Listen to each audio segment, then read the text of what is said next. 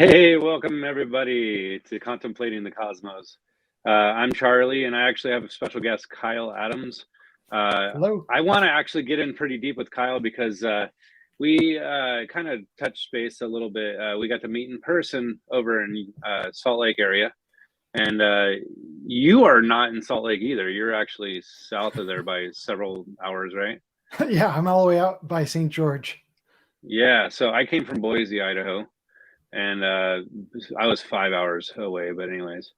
Wow. Or maybe 6 hours, because it's a 6 hour. You go past Salt Lake to get to what was it, Paradise something? I forget. Anyways, um, but I'm excited to talk to you. And I honestly, this is kind of our little after the get together, kind of meetup of our own, because I Yeah. feel like YouTube collaboration is always a cool thing to do with channels that are trying to grow, and we're talking about the similar topics and things like that. So I actually got a chance to I watched most of your interview with Orphan Red. I thought that was pretty cool.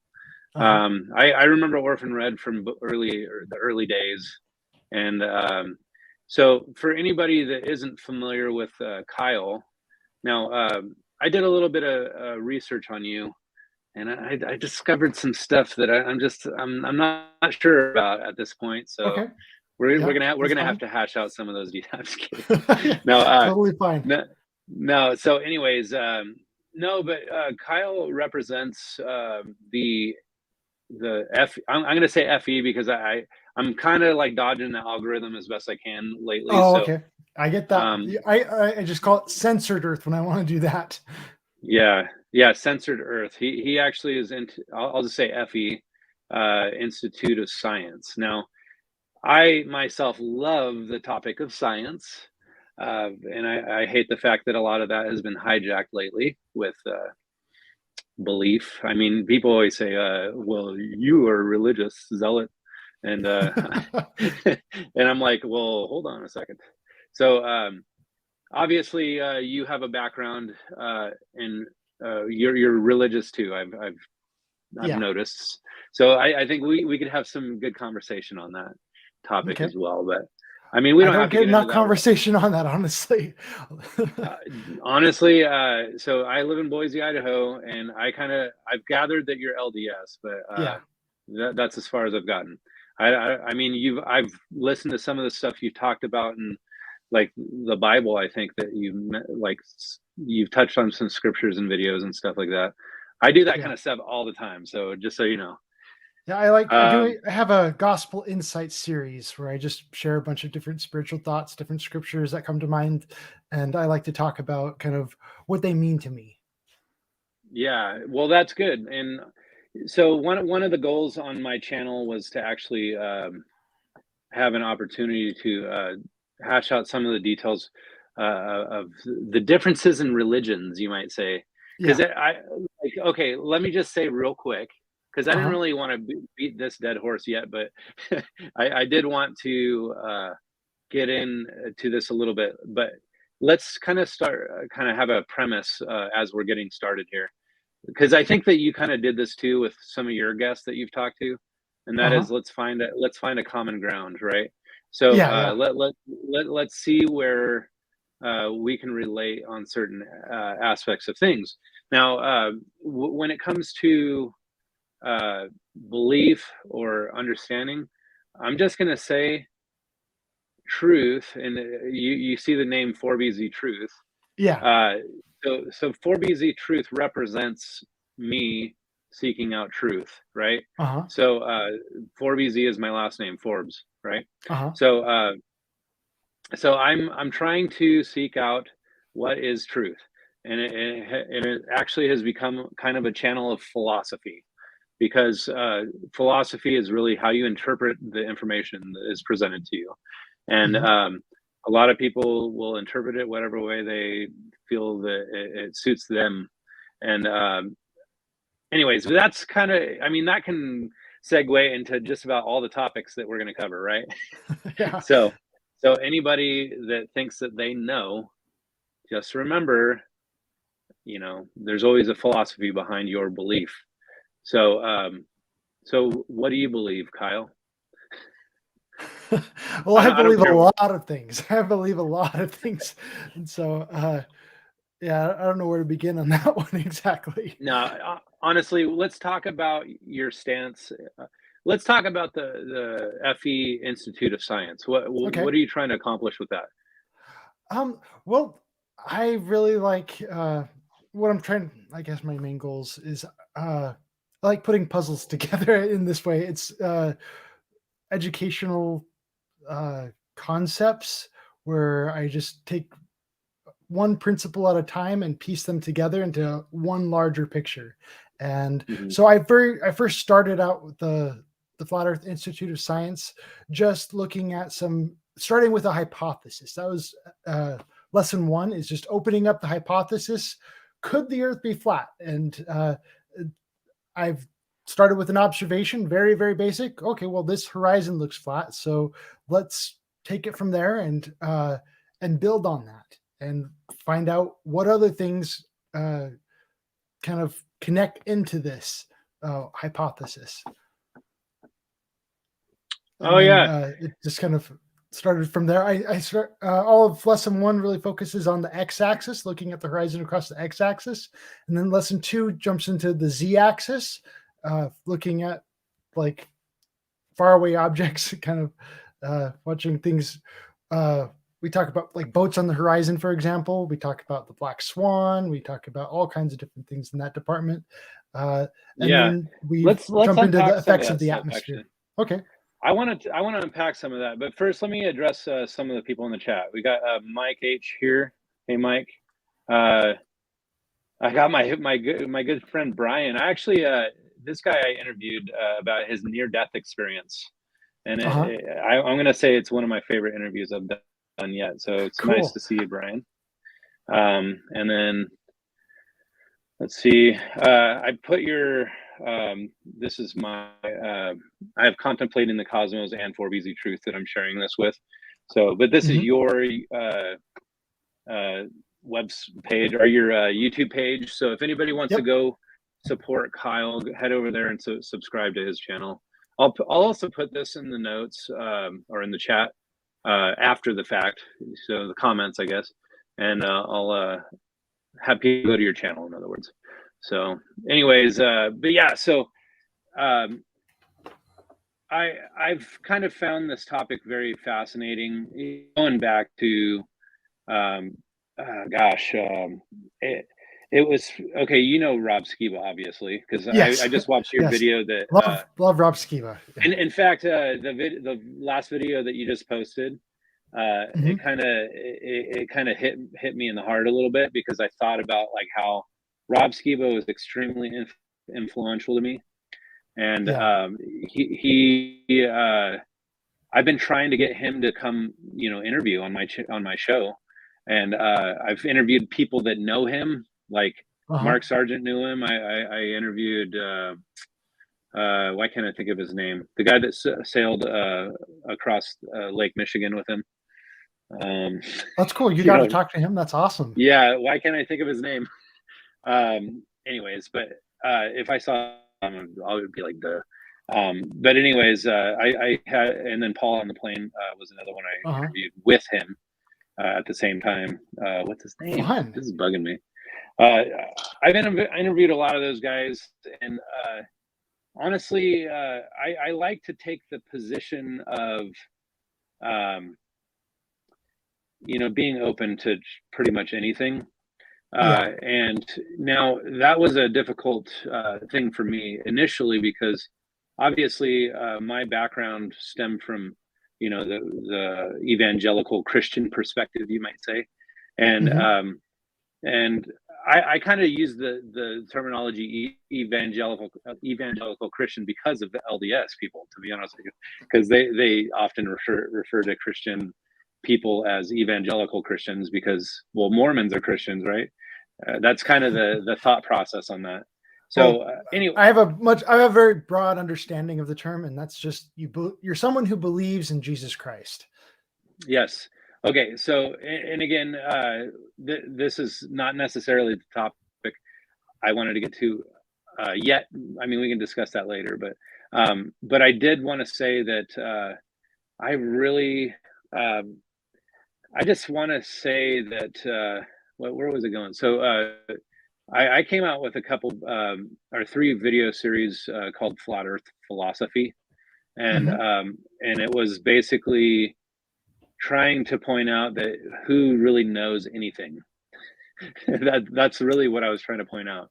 And so if you shed your bias and all of your understanding of anything, then you might actually take evidence for what it actually is. And that is, so you had mentioned the Black Swan, which I'm trying to remember. I can't remember anybody's names that I interviewed, uh, but I remember Brian's name because Yeah. Brian was I would talk to him after the fact on the phone and stuff, like a lot, uh, and his story really stuck out to me. But anyways, sorry, I'm kind of hoarding the conversation here.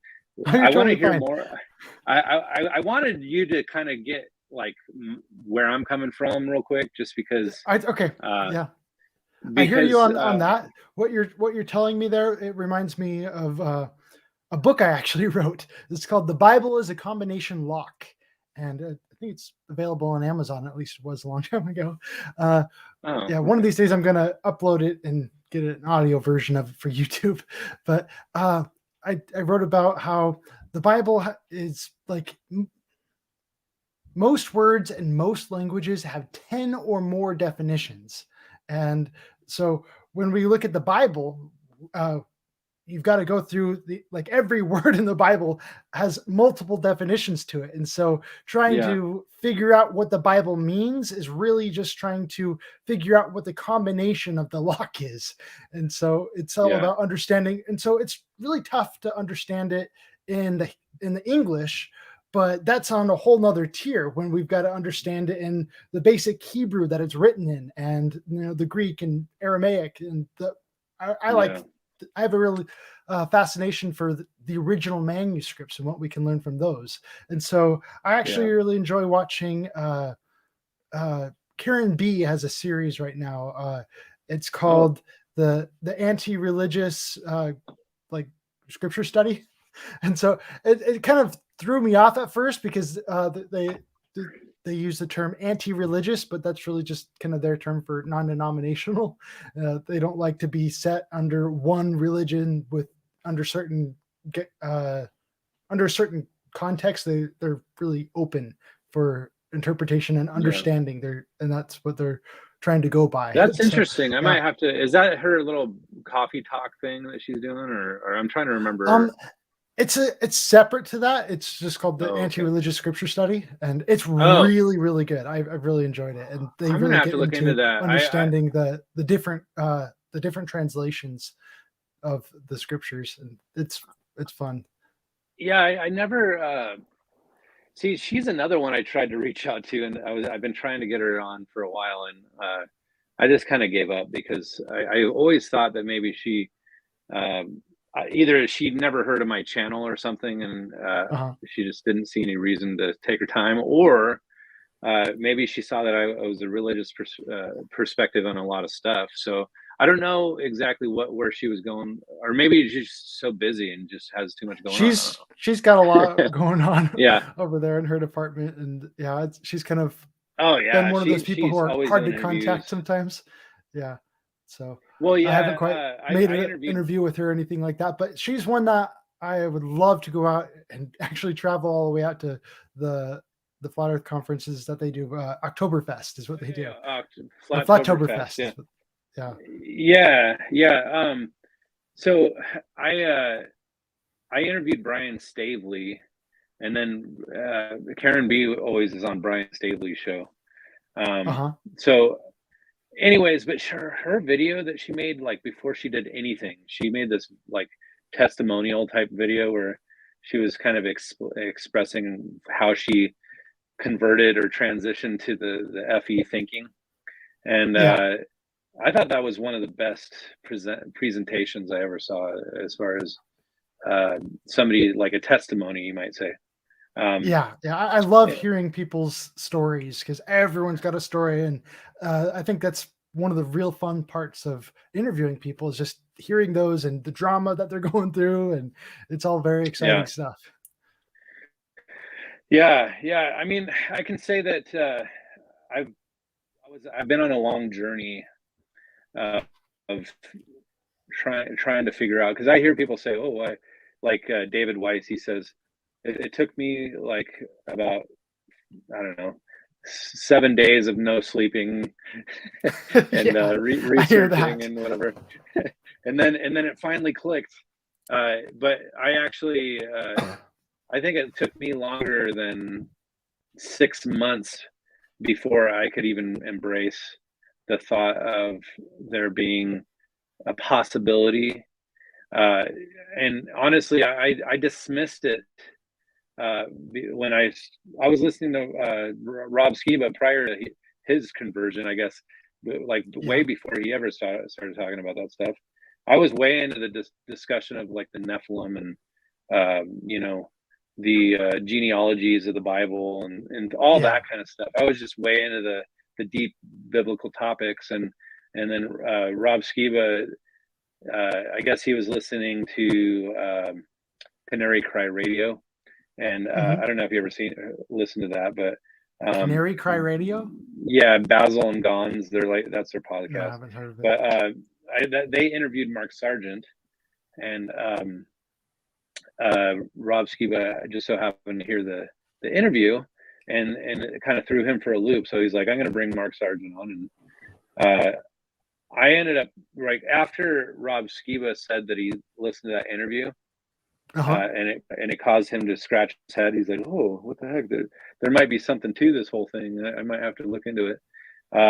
That's when I went and listened to the interview with Mark Sargent. That was the first time I ever heard Mark Sargent, and then I sat down and listened to the one with Rob Skiba and Mark Sargent, and that's when I was like, I have to pull myself out of this thought process, because it's easy to venture down a rabbit hole that you end up getting sucked into, and it's like I started thinking about, and I was always thinking about that philosophy of bias and things like that before this, and but I started thinking like, gosh, it's either your bias as you're approaching something, or your bias, or you have to shed your bias. So I Yeah. accepted that I had to accept that I am biased in some ways, and I have to acknowledge that. But then I Yeah. also have to consider, by putting other people's shoes on you, so to speak, and Yeah. kind of see what that would look like. And honestly, that has rocked my world in a lot of ways by doing that, because I started realizing that there is a big pie, you might say, the big pie of truth. And I don't think anybody contains like the whole pie. I think they might have a little sliver of it. You know what I'm saying? Yeah. There's And truth found I in all think, places. And so, yeah, yeah. it's true. And there might be some group that has more truth than others, but that kind of led me into the thought process of, well, there's another side of the coin, which is the deception side of it. It's like Yeah. how many people are actually being deceived. So I mean, Yeah. I just kind of, that's a biblical thing right there is, uh, Satan used is half truths and full lies. Yeah. And so there might be some truth there, but what part of that truth is deception? And so that's all part of the mystery involved in all this.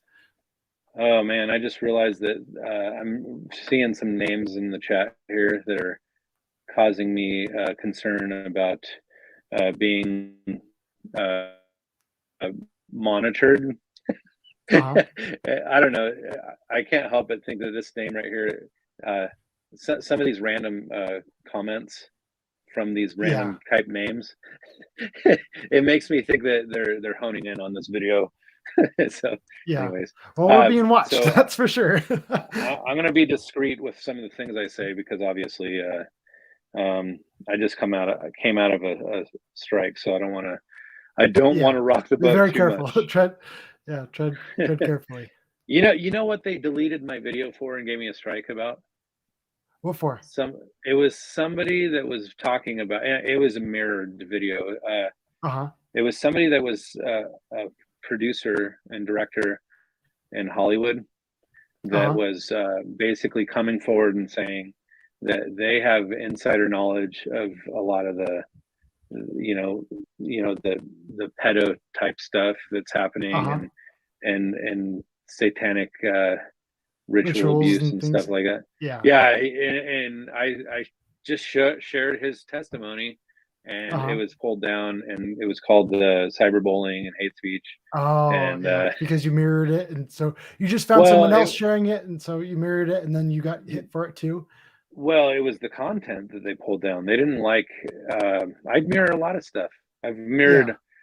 hundreds No. I'm not of saying you videos. got in trouble for mirroring it. I'm saying Yeah, it was because of the content of what you mirrored. yeah. The And so content because, was. Yeah. yeah. Go ahead. And so if you were to mirror something that someone else posted about, let's say, just controversial medical procedures, then you could get Yeah. in trouble for that too. Oh, you did it because they're just treating it as if it was you saying it and not just something you're sharing. Well, yeah, because it's your platform, and Yeah. obviously you're promoting it. Yeah. And so, anyways, I've been a little more benign lately with some of the stuff I've been talking about, because yes, I'm that guy that talks about the medical misinformation or Procedures. whatever. Yeah. And the reality is a lot of the stuff that we've been talking about for the last couple years is coming to fruition, and we are the ones that are right. And are they Yeah. really going to keep censoring us now, or, since we're right? I mean, and then not to mention, this is what my live stream was about last night. I was basically saying there's another shift taking place in this narrative, and that is that they just want to treat this thing like the flu, right? Because they realize that they don't have a working poke, and more people are actually getting sick than even before. And anyways, I don't want to necessarily get into that either, because that is what I get that. That's a dead topic right there. You start talking about that, you're gone. So, I just talked about that one in my top 20 video. It's really appalling just how many channels are just getting taken down left and right because of this reason or that reason. Oh man, It's a war zone for sure. There's 2 separate occasions where I've almost lost my channel. I've sat on 2 strikes in one moment on 2 different occasions. So I have 1 strike now because the other one just fell off. But it just, I don't know. I started a BitChute channel. I started a Odyssey channel. I opened a Rumble channel, but I've never opened or done any videos on there.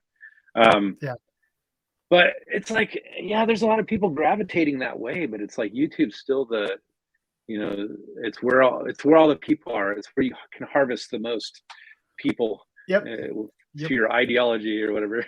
I get you. I get you. So I don't know. Anyways, so let's talk about. I actually don't know much about you. Let's talk about you, Kyle. Okay. So you live in St. George, Utah. Pretty close to it. I live out in Laverkin, which is just a suburb of that. Oh, how many people live in that area, approximately? I don't know off the top of my head. It's kind of a smaller town. Well, yeah, and we have like 750,000 people in this valley. But anyways, I just wondered if you were growing over in that area. We're definitely growing a lot. I live I seriously live like 20 minutes from Zion.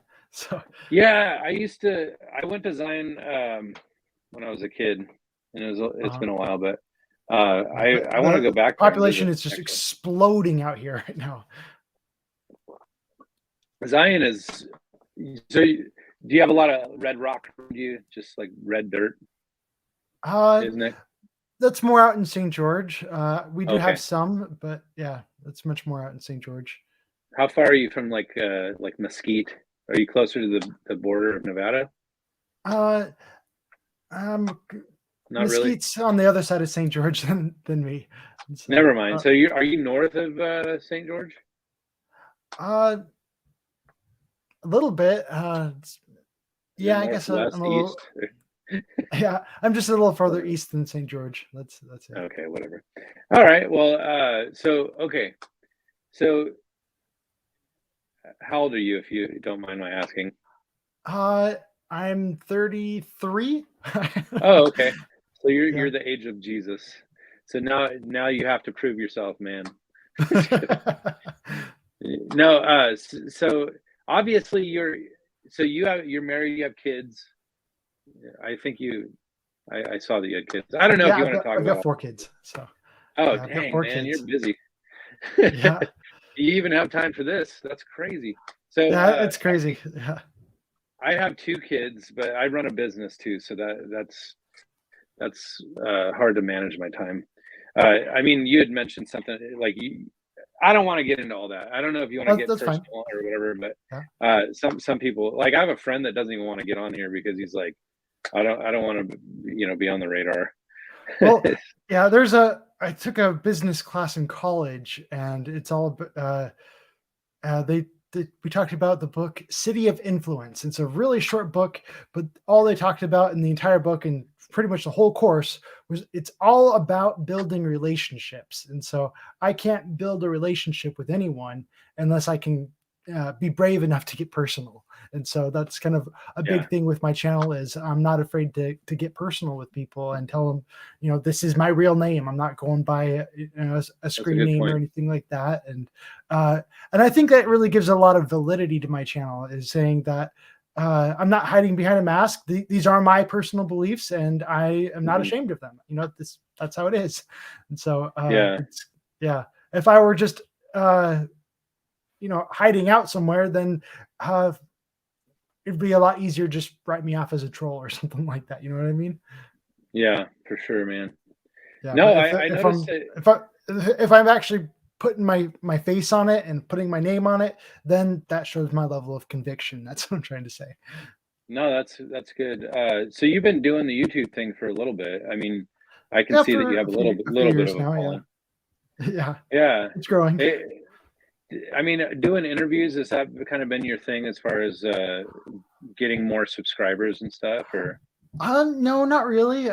Interviews are something I really enjoy doing, but I've noticed that most of the people, my interviews don't get nearly as many views as uh, just like my normal curriculum work. And Oh, if I that's true. were Okay. if I were to do something that I know would like get a lot of hits like immediately, it'd just be me reading from a science textbook.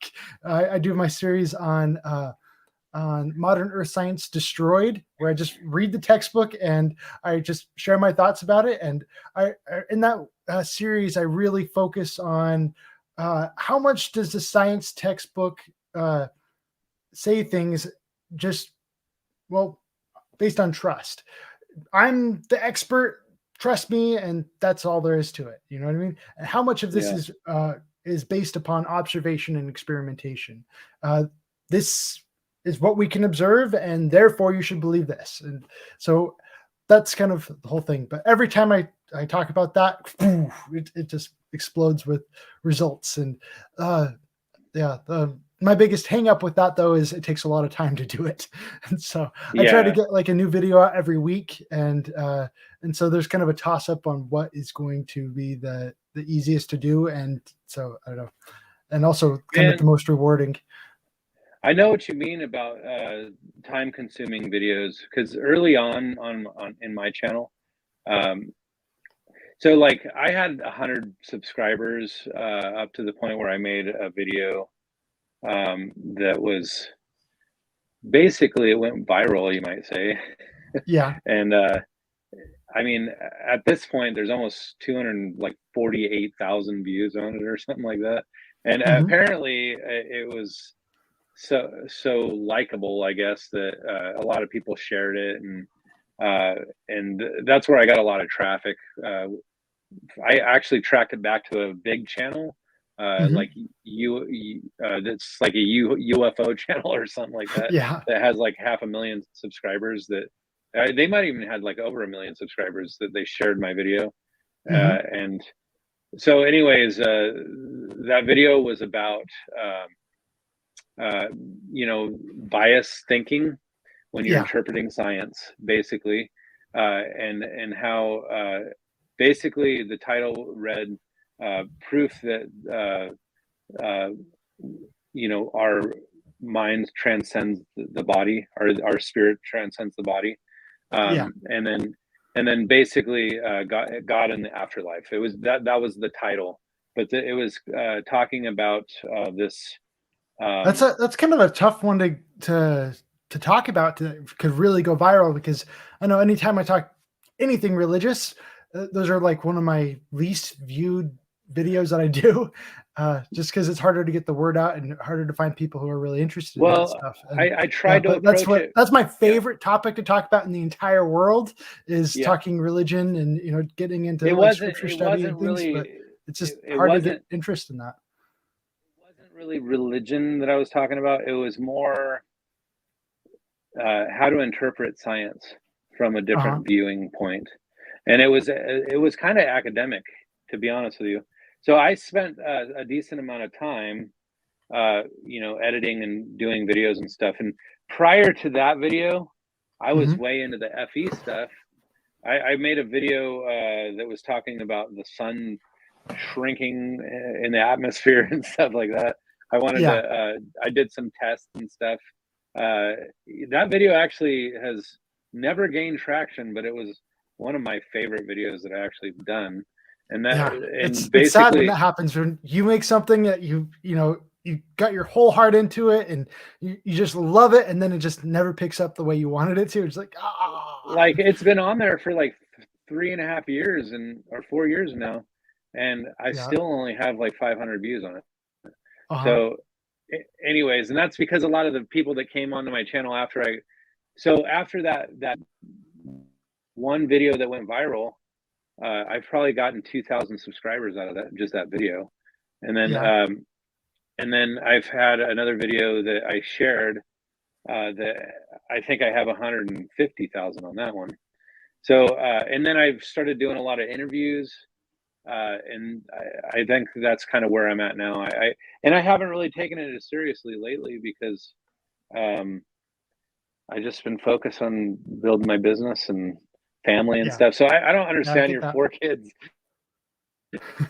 your 4 kids and wife. It's like you must not have a lot of time invested in like work stuff, or do you? Oh, yeah, I do. I work a lot. So yeah, Oh, really? Okay.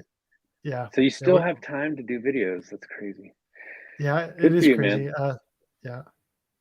So yeah, anyways, so it's cool, man. So let's talk about that sun thing, because I or the sun and moon. So I observed. I used this camera that I have, and it has a 40 times zoom. Uh-huh. So it's no P900 or anything, or P1000, but Uh-huh. it basically, I could take up the whole camera. Uh, the the the moon and the sun were like, just like that big in the screen, right? So as soon as like I get all the way to the end of my zoom, it pretty much was the same size every time. I was viewing the sun and the moon as it was going around, and I probably Yeah. spent like 3 hours videoing the moon and the sun. So I spent a Yeah, lot of time I, on I've that. got I've got Yeah. two videos that talk about that talk about the size of the sun and moon, or the apparent size of it. I've got one video that talks about how it's an observation of the sun not appearing to shrink, and then I've got a second video of the sun where it does appear to shrink. And so Yeah. I think that's a really interesting topic right there. When I look at the sun appearing to shrink, though, I look at every instance of them happening. It's always on like really cloudy day, and so I'm under the impression that the the, the appearance of the sun shrinking is due to the atmosphere, and which is going to step on some toes, because I Wouldn't understand there's a lot of other people who say otherwise, but that's just I think it's the yeah. opposite. I think it's the Uh-huh. opposite too. If there's an atmospheric condition, you're going to see the sun grow due to Uh-huh. magnification. Oh, that's And yeah, that happens too. I've seen that of where the sun goes behind a cloud, and the cloud just kind of ends up amplifying the size or the apparent size of the sun. well, yeah, yes, and I think it kind of the cloud kind of refracts the light away too, so that you can Yeah. see it like. But I like the science aspects of this too, because I feel like people are so quick to just dismiss the topic, and oftentimes people, there's two arguments that I get all the time, and they both come from my family and people I've talked to that I on in great depth about it. And the two arguments are: number one, it's too big of a conspiracy. I don't understand how so many people could be involved in this. And then number two is it just doesn't work for them when viewing it from the heavens. The heavens Uh-huh. are the reason they can't get it. Yeah. And everybody always uses like the sun, the moon, the stars as their main reason for not accepting it. Again, it goes back to interpretation, but Yeah. I just look but at the classic example I like to point people at is, I think his name was William Harvey. For a long time, in medical science, people did not believe that the heart was a pump until William Harvey was the one guy who dared to question what all the experts are saying. Is like, well, I think there's actually some evidence that it could be a pump. And so he actually went and studied into it, and he totally revolutionized the entire medical field when he discovered that the heart was a pump. So yeah, things like that happen where everyone in science, oh, you're crazy, for yeah, believing that. And then all of a sudden, all it takes is that the one guy, one idea. If it's true, it's going to hold water.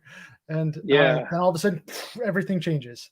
All the revolutionaries are the ones that basically had to put themselves or put their lives on the back burner, because it was risking your life to To share that question kind what of the authorities perspective. had to say. And when Yeah, you're not allowed to, when you're not allowed to speak freely about something, that's when you know there's something up. you know yeah. I mean, but then again, it's like some of it, like people would say, "Oh, well, Copernicus, he was a great example of that. He was a revolutionary, you know, and he was the one that pushed the whole narrative of the ball." Now, Yeah. uh, or being, I don't even know if he was geocentric or helio. I guess Um, I guess you're right. There's some that's a really good point there. Every apostate can be considered a heretic at some point. And so yeah, are we being heretical apostates, or are we actually being the revolutionaries? I'm being a heretic towards the apostates. Does that make sense? yeah, yeah. I mean, so I like talking about the history of it, but my personal love and desire is to really just show the science of it. So like, Yeah. so when I found that the sun and the moon, uh, I have the conclusion that I came to with my research is Hmm. that the sun, or anything change in apparent size, it does have Uh-huh. to do with refraction or atmospheric conditions, whether Yeah. it be growing or shrinking. And now I see videos all the time where, even from David Weiss, he had his drone kind of sitting way up in the sky, and he literally watched the sun drift away to nothing, Yeah. until it dissolved into some clouds. Yeah. And And that's, you yeah, something about the atmosphere. The farther away it goes on the horizon, the more and more atmospheric opacity gets in the way. And that's something that uh, I hear all the time. Well, why can't you see why can't you see England from New York or something like that? And you know there's atmospheric opacity. Everyone just completely ignores it until, yeah. And so I'm always uh, the one who stands up and points out, if there's something you really don't understand about the flat earth, that's one thing you need to understand, is you just can't ignore the atmosphere. And so Yeah, uh because my brother always asks, like, so how high is the sun in the sky? I'm like, I have no idea. exactly. And Yeah. he's like, well, it can't be like a two over 200 feet in the air. or he'll say something like it has to be like 3,000 miles up for it to light everything or something. I've heard different people say stuff like that, and I can't make any kind of mathematical equation because all of those equations depend on straight lines. And when we include the atmosphere, that acknowledges that the light can't travel in a straight line. Yeah. And so yeah, that kind of exactly. shoots all out of the window. See, and that is and a yet great that's point. in their globe model. That's in their globe model that refraction happens, and they'll show you all these images of refraction, and yet all of their math is based on straight lines. And so that's a big contradiction. That's true. It really is. If we're looking for, and they'll use refraction in their favor when they say that they could see over the curve. They say, "Oh well, there's no curve only because of refraction," and see that's how they interpret it, right? So that it's like we need to really, uh, just shed our bias when looking at this stuff because the reality is there's just, I mean, at what point does refraction, you know, either make or break your position? I mean, so in other words, like, say there's a picture from like this 3,000 foot mountaintop or something that's actually taking a picture of something that's over 300 miles away, and I think that that should have been hidden by I don't know. I forget, like 3,000 feet of curvature or something. I forget exactly what it is. But if somebody looks at that and says, "Oh, well, that's because of refraction," it's like, well, you could use refraction to make or break whatever you want, I guess. So, anyways, what are your thoughts? And well, I have a couple a good series. That's where I did the whole fish tank laser experiments on, and that's like core foundational part of my curriculum. There is the fish tank laser experiments, and so I've got two different observations. I've got an observation where downward refraction allows us to it does exactly what you described. It brings up the image and allows you to see around a curve. Okay. And that's one example of downward refraction, causing things to appear higher in the air. But then I also did in my experiment, I took a flat bottom of a fish tank and I put a picture of a boat on the other end, and I filled it with sugar water and created a gradient, and then I shined a laser through it and got to bend downward. And so what that did was it caused the entire picture to go higher up into the air. But at the same time, all of the image ended up, like the top of the boat ended up appearing closer to the horizon. And so, yeah. And so it caused that. And so everyone says, "Oh, well, it's downward refraction causes things to appear higher." And it's like, higher than what? Higher than what? And that was a really key part of the fish tank laser experiment. It's always higher than the non-refracted image. Okay. But when we're looking at just one image, okay, instead of comparing it to a non-refracted image, I just look at the downward refraction, and that causes things to appear closer to the horizon than the non-refracted image. I'm sorry, I'm kind of stumbling on my words there, but I'm hoping you're understanding what I'm trying to explain. It's kind of a deep topic. I have my kid has a fish tank, and it has a curve or a rounded back. So when you're trying to look at it, they're just weird. It's just weird. It's shape. Yeah. I mean, it's round on the front, and then like flat on the sides, and then round on the back. My fish tank is just totally like rectangular. So just a so mine because of the curve on the front and the back causes the image to be all distorted. Yeah. So it's like that curve effect, which could be a lensing effect of sorts. I mean, it is because it distorts the image. So when you actually are like looking through a miles and miles of atmosphere, there's going to be a distortion effect happening when there's certain conditions, obviously. So Yeah. so I don't know. I mean, I feel like this is a good argument for the sake of having a flat flat horizon, flat earth or whatever. But um I feel like uh I don't know. I mean, like Yeah. I'm trying to remember. Oh, I was gonna say Dimension Dan. Do you know who that is, or Dan Dimension? He's on my The list of channel. people I follow. Yeah. I haven't watched a ton of his videos, but yeah, I keep track of his subscriber count.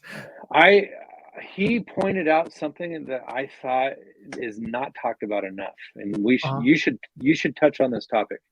Okay. But what it is light. Okay. I don't even think that. Have you heard of the channel Athoria Apophysis? No, It's not a FE channel. It's that's just probably some why I haven't guy heard of that it. he actually is this bald, uh, just sarcastic. He just says everybody else is stupid that doesn't believe like him, kind of Yeah. thing. Which he's so sarcastic that people just laugh and listen to what he has to say. But for the most part, he talks about things that we talk about in the sense that, say for instance, he says light doesn't exist in the way that we understand it.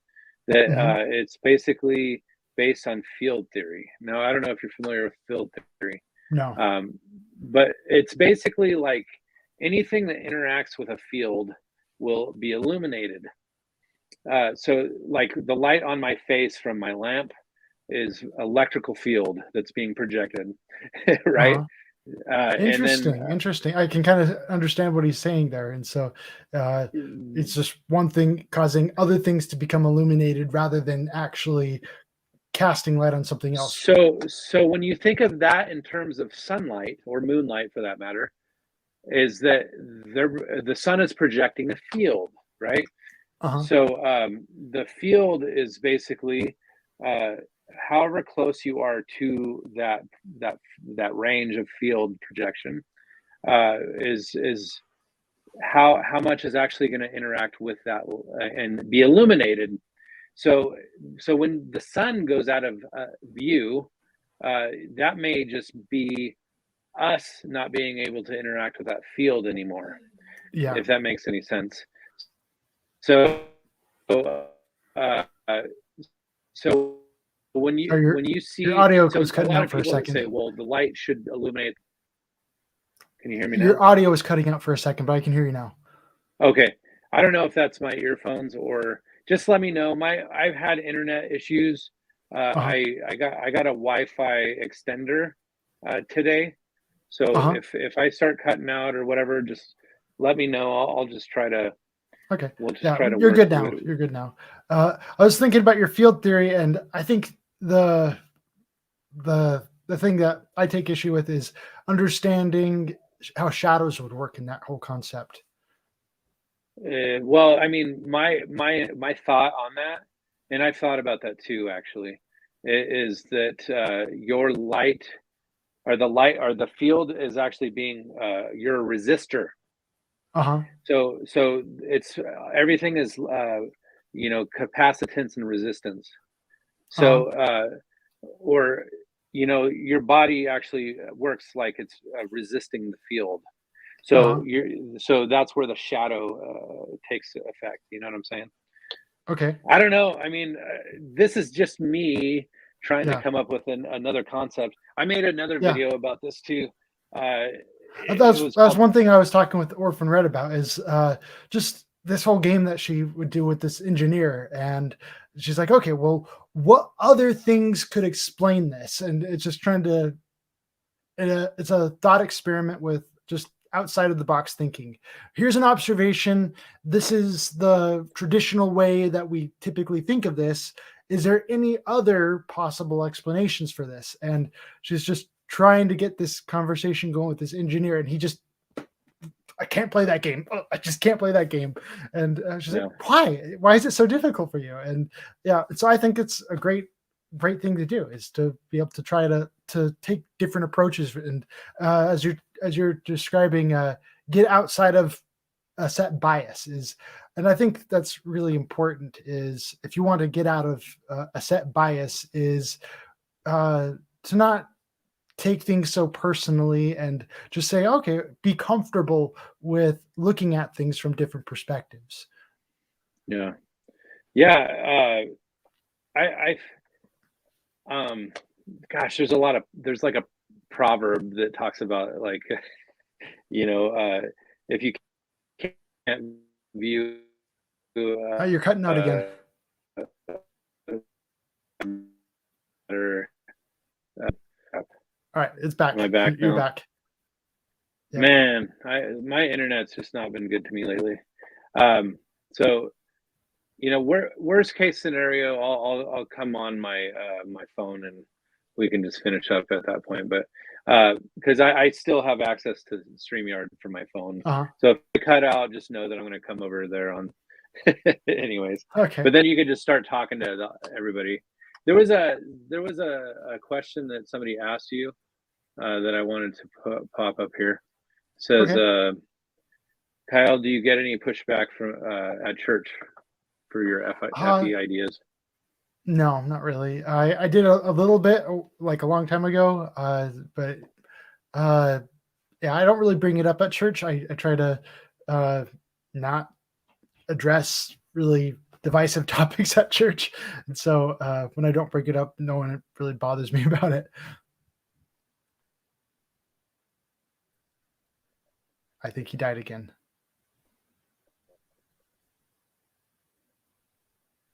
Yeah. We'll see about. Did your internet cut out? Okay. You're frozen. Oh, gosh, I don't know if. So I'm dying, or you're dying. If it's, yeah, man. You're coming You back. still with You're me? coming back. I see you.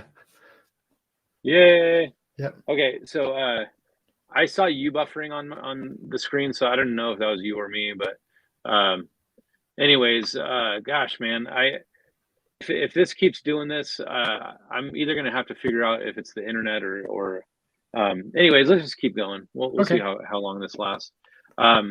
So yeah, so this became this concept of the Tesla. Tesla is what the guy that actually came up with the field theory. Yeah. Based on his Tesla coil, right? So Tesla came up with that. That's interesting. yeah, All of a sudden, so that's just like, wow, I've got to look more into this. yeah, so I don't know if you ever seen a Tesla coil. Yeah. But basically, I'll send you the video that I made. I think you'll be fascinated by some of the Yeah. stuff. Tesla's definitely one of my heroes. I looked into him a lot. I really liked his wireless electricity things that he did, and I actually went and tried to build some of that myself here, but I was never successful at doing it like I've seen other people do. Yeah. So I think the Tesla coil. So, like, I don't know if you ever seen like these light bulbs. You can actually put a light bulb, like a neon light or something. Yeah, You can you put get it it in the within range. in the field, and then Yeah. it'll light up. Yeah. So I'm again. A lot of this just seems kind of like it's hard to know for sure. Yeah. Oh, okay. So Mike H just said that definitely on your end. So I'm the one that's cutting out, I think. So Okay. I've been having issues with my internet, so I don't doubt that. I just need to move my extender closer to my computer. I just think that I think that I'm too far from my Wi-Fi is what's happening. Okay. So, but yeah, so it seems like there's more people interacting in the chat now. It was kind of a slow start, but anyways, so yeah, the field theory is just something I find fascinating, and it has a lot to do with the atmospheric conditions and stuff like that. So there's all those variables to consider. One of my favorite channels for that is we talked about this at the Utah conference. What's his name? The German engineer. What's his name? I don't You know remember. what I'm talking about. Hold on, I'm gonna look it up right now. Where's he at here?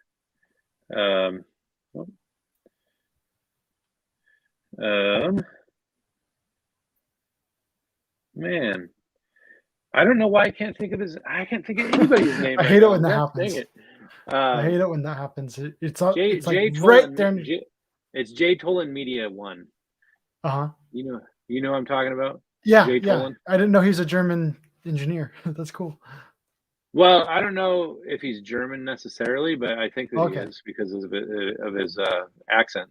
But Yeah, he's the one who does the infrared videos of like the faraway mountains. Am I right? yeah. You know what? Okay. What's interesting is I was going to interview him. I actually had him on the hook, and I had a Yeah. thumbnail made and everything, and He talks he just said, very slowly. yeah. He's Yeah. he's entertaining to me because he's just the way he talks is just so weird and interesting. Just everything he says is weird. So So, when I speed his channel up, I can just kind of get past that. But he's got some really great observations, and it's kind of a testimony to me is you can't just pick one thing and just judge someone by the way they speak. There's so much more to a person. So it's yeah, a cool thing with him. He's a really great guy. yeah. I mean, he's a really good guy. But he did a video early on where he was viewing Mount San Jacinto from the beach.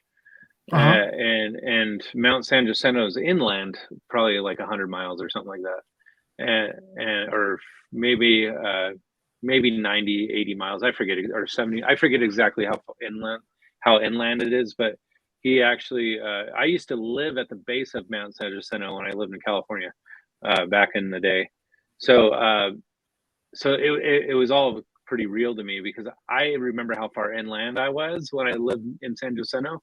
So, so I lived in the city of San Jacinto, which is at the base of Mount San Jacinto, right? So, so we literally just looked up at the mountain when we went outside because it was just right there. But he viewed it from, it had to have been like 90 miles away. Yeah. So, like on the beach. So he, so anyways, but somebody's asking a question I think is an interesting thought. What are tides? Clearly not pull from the moon. Salt water is conductive. I agree with that actually. They're probably interacting with the field. You know, sun is probably moving around and pulling there's the a lot water of with it, right? There's a lot of aquifers underneath the ocean, and and these, just think of like underwater geysers, and that's something you can really look up. That's actually on my list of future content to make, is talking about the underwater geysers. And so when we look at something like Yellowstone's Old Faithful or something like that, right? It has these moments where it overflows, and then after that it goes back down. Overflows, and then it goes back down. It's not a consistent thing. And so, as I understand it, the ocean is that way too. There's different moments where there's a lot more water in one area, and then it comes back down. And so, because of the underwater geysers, and at least that's my understanding of it, and that helps me understand why all the tides around Australia are not the same. And that was a big issue for me with the whole globe Earth model, is if it's on the same line of latitude, it should have the same pull on the tide, but it doesn't. And so you just look at Australia along the different coastlines at the same latitudes, and they have different amounts of tides. And that's a huge, mind-blowing testimony to me that it's not the moon. Yeah, I mean, I'm glad you got into this topic or like before, because obviously it's something I thought about, but honestly, I never put a lot of thought into it. But by the way, everybody, this is Adam's Kyle Kyle Adams. Adams. Yeah, Kyle Adams. Sorry, I just read Adams there for a second. I'm like, oh. You're fine. But yeah, he's the professor here. So, anyways, go to his channel, and he probably would appreciate you guys hitting the subscribe button.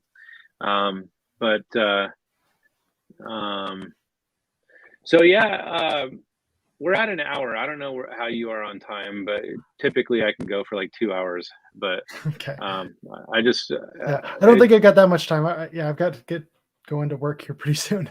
So. Oh really? Oh, okay. Yeah. Well, just let me know, man. I don't know. I mean, Okay. I didn't really. I think we could. I think we could probably go in like another 15 minutes if you got it. And so. Let's do it. Let's do it. So, anyways, I mean, if we only have 15 minutes left, I'm just gonna say let's just go ahead and I'm gonna. I think that you should kind of give a little bit of perspective on what you're trying to accomplish with your like going forward. You make videos, you do things that talk about interesting topics. Mhm. So what's your goal? What's your objective with what you're doing? Are you looking to, because you talked about like the growth of like these different channels. Yeah, Did that's you something do I that? do. Did I you? try to. I keep track of that continually, and then I do 2 videos a year on that. I used to do a lot more. I used to do like a monthly video, but then it just kind of got thrown into once every 6 months, and so I do one in June for the 6-month report, and then I also do a yearly one every January, and just kind of talk about the growth of the community because uh, everyone points out, oh, it's a dying movement. It's a dying movement. I'm like, no, the stats don't say that. You It's track every one of their subscriber counts. They're growing continually. And so, you yeah, know this year, that was one thing that really stood out to me is, out of all of them, the only thing that happened was we had several people who had their channels terminated. But other than that, with all of the other people, not a single person was going down in subscribers. They were all going up. So, oh man, my subscriber count stalled out for a while. I it's because I'm too versatile in my topics. yeah, that can be a challenge right there. As Yeah, the you second I know, talk about FE, I lose subscribers more than I gain. So, yeah, yeah. anyways, Well, I think so that's a major part right there of just kind of building that YouTube community is people kind of get these certain expectations. And so I do video after video on just flat earth curriculum and FE curriculum. And as I do that, all of a sudden I decide to change it and talk about guinea pigs one day or something like that. And all of a sudden, oh, okay, I just lost a whole bunch of subscribers because it's a sudden shift and it's not what they're used to. yeah, I mean, I have a group or a handful of people that will show up on the FE discussions, but then honestly, the most popular topic on my channel is near death experiences Uh-huh. because I've interviewed quite a few near death experiencers, and I've interviewed really famous near death experiencers, and so like I don't know if you ever looked into near death experiences, but Yeah, yeah. I've had a couple of those myself. Just very interesting ones. I used to go with my friends. We'd go out on these cliffs up. I live like right close to the Virgin River here, and they've got these enormous cliffs, and we'd go push giant boulders off these cliffs, and just it was they're crazy. just like, Just yeah, like yeah, huge boulders, and sometimes we could get like whole ledges to go drop off the shelf of the cliff and just watch it all crumble down into the river, and it was a blast doing so. And one day I had the bright idea, oh, that's a huge boulder, let's do it. I got an idea, let's jump on it. Well, we'll try and get that thing to come loose and get that thing to fall into the cliff. Well, we got it loose, and like immediately after it started to come loose, it went down, but then all of a sudden there was a rock slide that followed right behind it, and I got stuck in the rock slide, and I started getting closer and closer to that cliff, and I got to the point where my feet are like hanging over the edge of the cliff, and I'm like like facing utter doom. And then all of a sudden I stop just in the nick of time. I was like, whew. So it was close. And so, Well, I yeah, didn't, I mean, yeah. you could say that had you gone over the cliff, you would have definitely had a death experience, right? Yeah, yeah, for So, sure. And so, yeah, it was just in the nick of time. It was, yeah, saved by just well, a hair. so a So, lot of these people that I talk to are people that like their heart stopped, yeah, and then they have an experience, with God or Jesus or uh-huh, whatever. I mean, they go to hell, or there's different things like yeah, that. And yeah, I I've had some very fascinating discussions with people about the topic, because I honestly I think that there's too many things to consider with a lot of that stuff. Uh, yeah. and I don't dismiss it. I kind of liken it to DMT experiences or something. But DMT? yeah, but I'm not. Do you know what dimethyltryptamine is? No, uh, or DMT. Do you know what DMT? Have you ever heard of DMT? Okay, no, here let no. me just tell you real quick. DMT is a natural occurring substance that's it comes out of your pineal gland, Oh, okay, okay. So it's kind or of it like a could be hallucinatory drug or something like that. it's naturally occurring in our own brain, but Uh-huh. you can actually do substances that have natural DMT.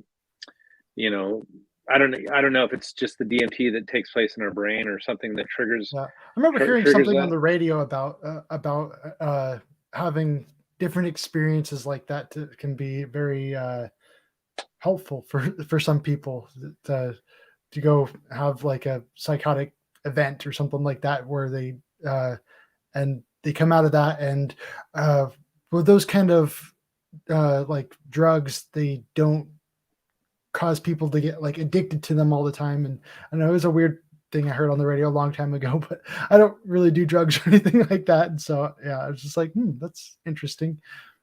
Yeah, yeah. I definitely don't do drugs either, but I am fascinated by that conversation of what DMT is. Hmm. I'm gonna actually post a link to Jay Tolan Media one channel, because somebody asked if we can post a link to his channel. And I think that anybody that is curious about his content, you should go check it out. And that's this one here.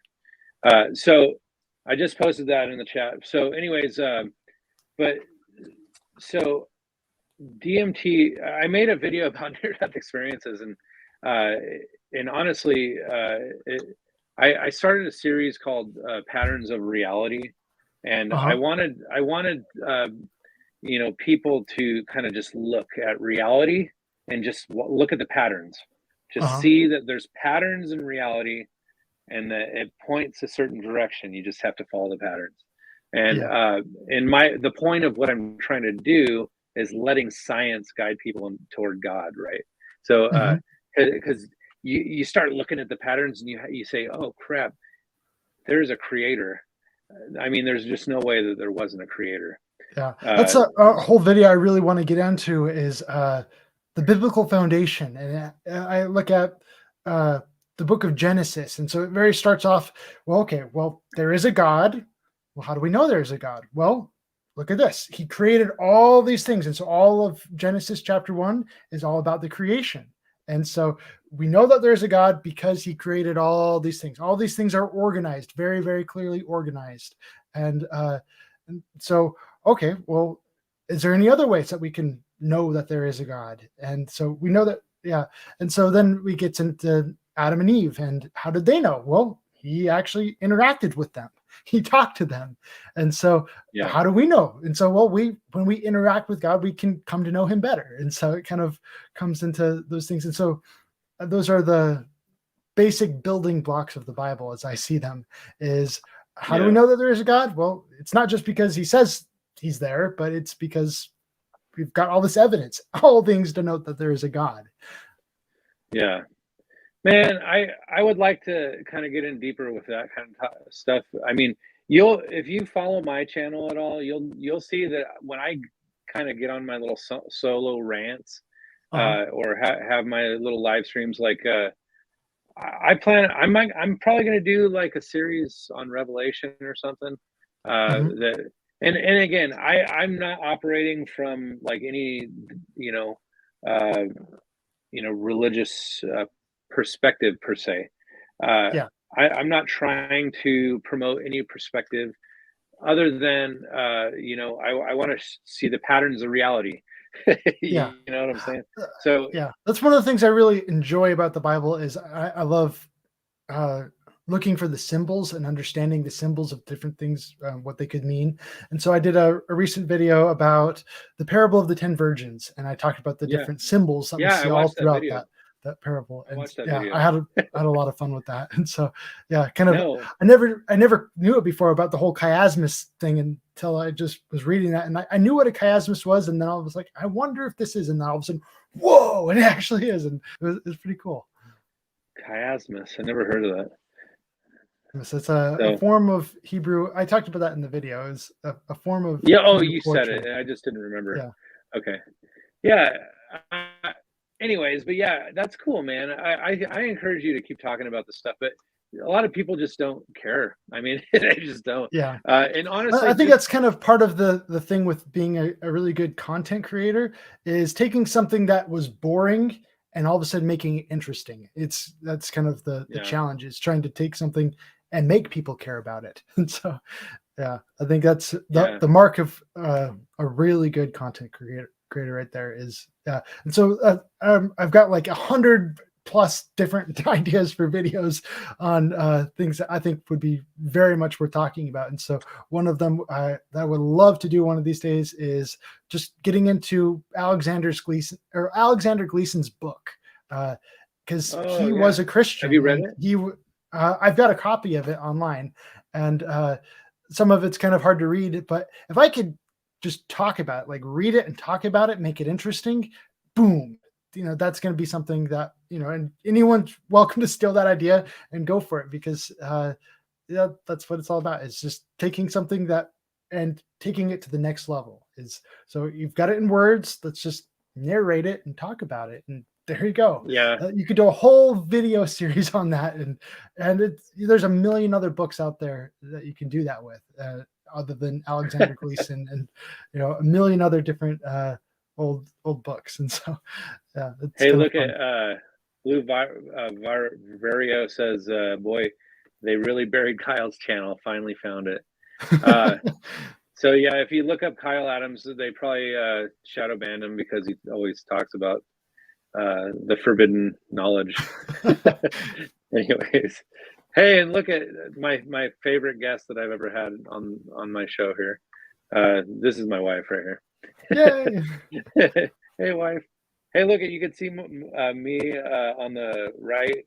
There's my wife on the left. I don't know. You can see Uh-huh. the picture, but anyways, but yeah. So we're getting right down to the marker as far as your allowance for time. So Okay. uh, I appreciate you coming on, and if you ever want to have a discussion, if you like getting into the deep topics about religion, I love talking about LDS stuff just because I've had in-depth conversations about it with other people Uh-huh. that I know. I have a lot of friends that are LDS, and we just get in deep. And Yeah, honestly, that's something I'd like to talk more in the future about. And yeah, I was actually thinking about doing a video on that. Is just like, how are the two compatible? Because some people are like, how is the whole Latter Day Saints and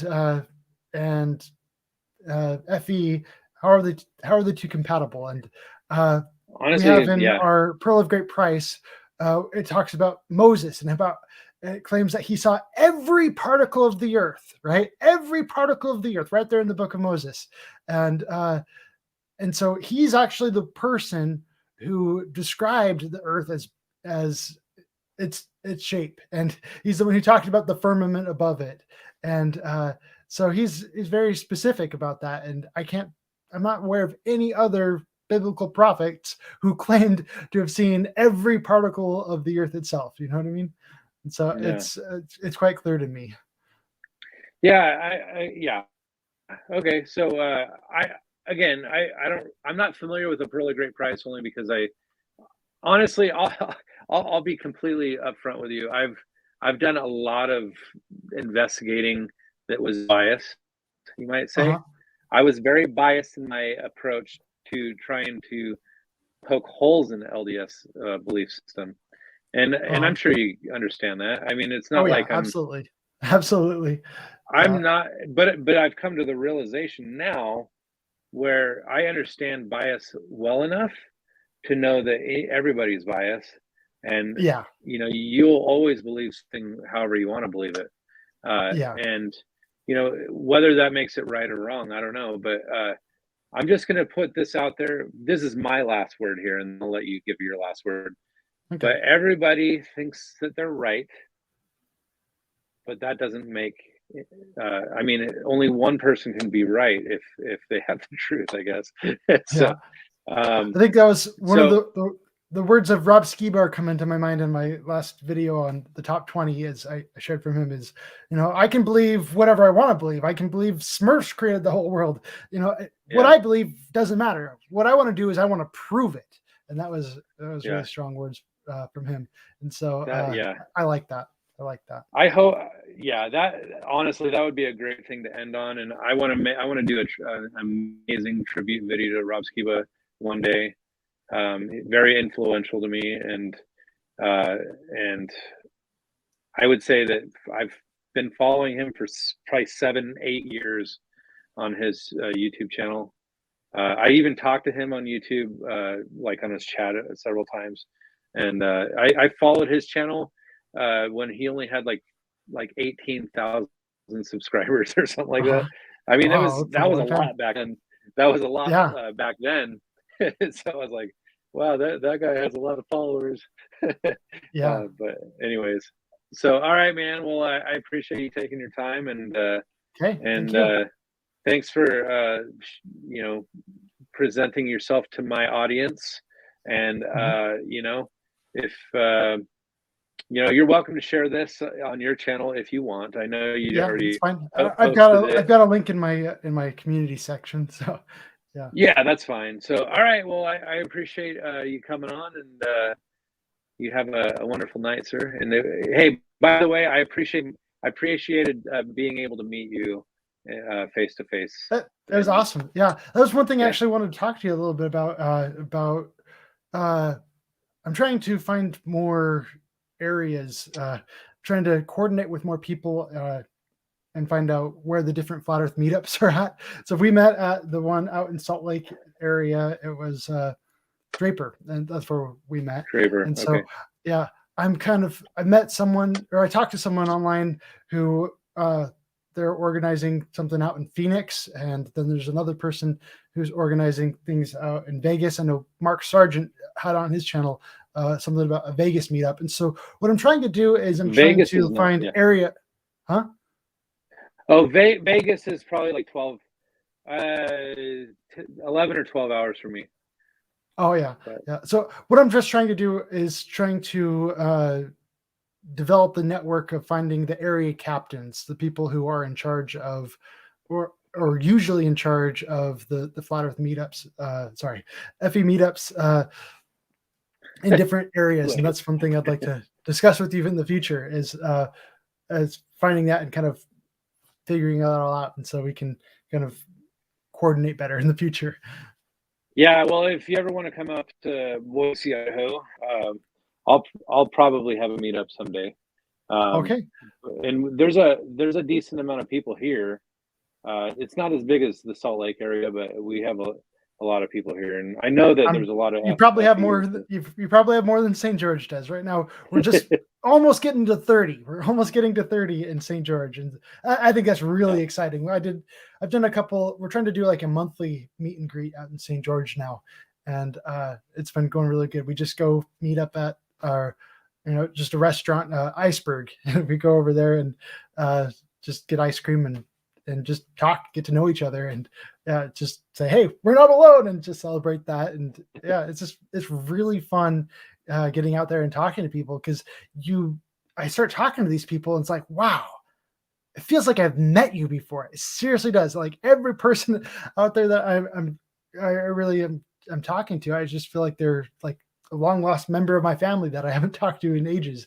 It's just, it just, there's like an instant connection. It's really cool.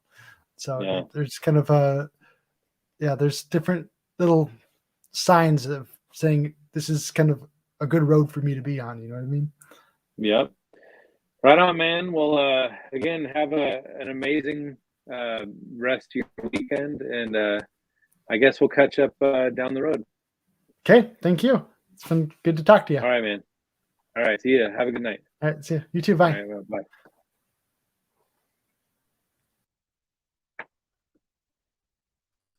Oops.